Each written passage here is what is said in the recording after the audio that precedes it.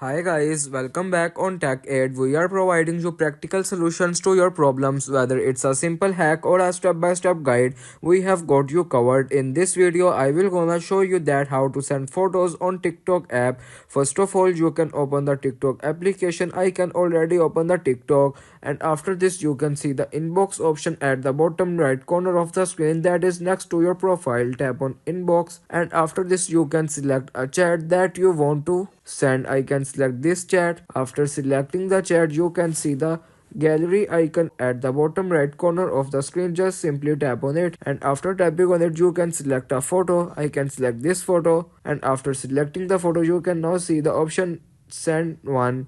Now tap on send one photo, or you can send multiple photos by tapping on the photos.